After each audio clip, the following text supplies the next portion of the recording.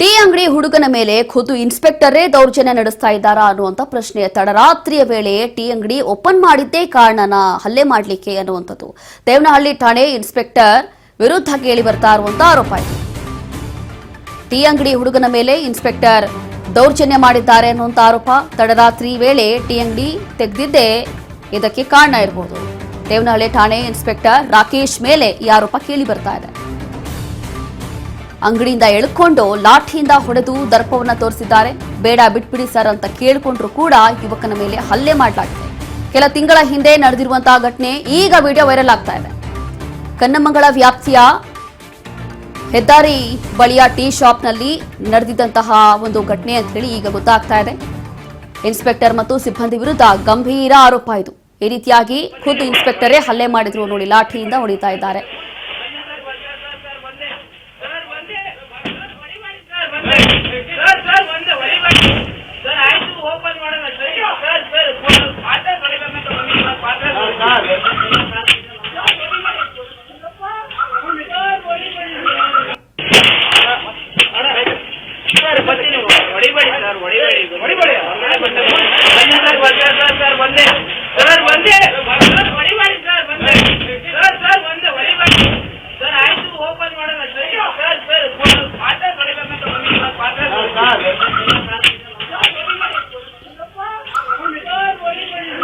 ಹೇಗೆ ಸಿಸಿಟಿವಿ ದೃಶ್ಯಗಳಲ್ಲಿ ಗಮನಿಸ್ತಾ ಇದ್ದೀವಿ ಅಂತಂದ್ರೆ, ಬೇಡ ಬಿಟ್ಬಿಡಿ, ಓಪನ್ ಮಾಡೋದಿಲ್ಲ, ಕ್ಲೋಸ್ ಮಾಡ್ತೀವಿ ಅಂತ ಹೇಳಿದ್ರು ಕೂಡ ಈ ರೀತಿಯಾಗಿ ದರ್ಪ ತೋರಿಸ್ತಾ ಇದ್ದಾರೆ, ಲಾಠಿಯಿಂದ ಹೊಡಿತಾ ಇದ್ದಾರೆ.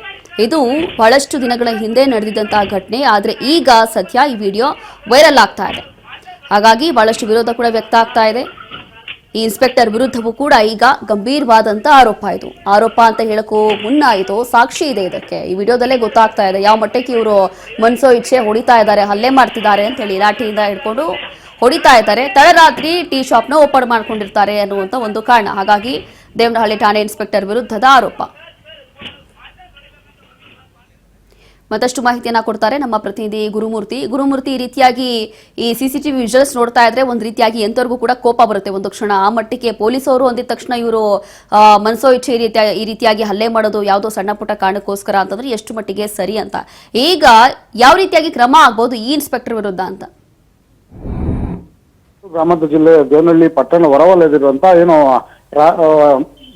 ಬೆಂಗಳೂರಿನಿಂದ ಹೈದರಾಬಾದ್ ಹೋಗೋ ರಸ್ತೆಯಲ್ಲಿ ಟೀ ಅಂಗಡಿಯನ್ನು ಇಟ್ಕೊಂಡಿರ್ತಾರೆ. ರಾತ್ರಿ ಇಡೀ ಟೀ ಅಂಗಡಿ ಓಪನ್ ಮಾಡಿ ಹುಡುಗ ವ್ಯಾಪಾರವನ್ನು ಮಾಡ್ತಾ ಇರ್ತಾನೆ. ಆದ್ರೆ ಕೆಲವೊಂದು ರೂಲ್ಸ್ ಪ್ರಕಾರ ಬೆಳಗಿನ ಜಾವ 5 ಗಂಟೆ 6 ಗಂಟೆ ಮೇಲೇನೆ ಅಂಗಡಿ ಓಪನ್ ಮಾಡ್ಬೇಕಾಗಿರುತ್ತೆ. ಆದ್ರೆ ಈ ಹುಡುಗ ಪ್ರತಿ ರಾತ್ರಿ ಕೂಡ ಓಪನ್ ಮಾಡಿರ್ತಾರೆ.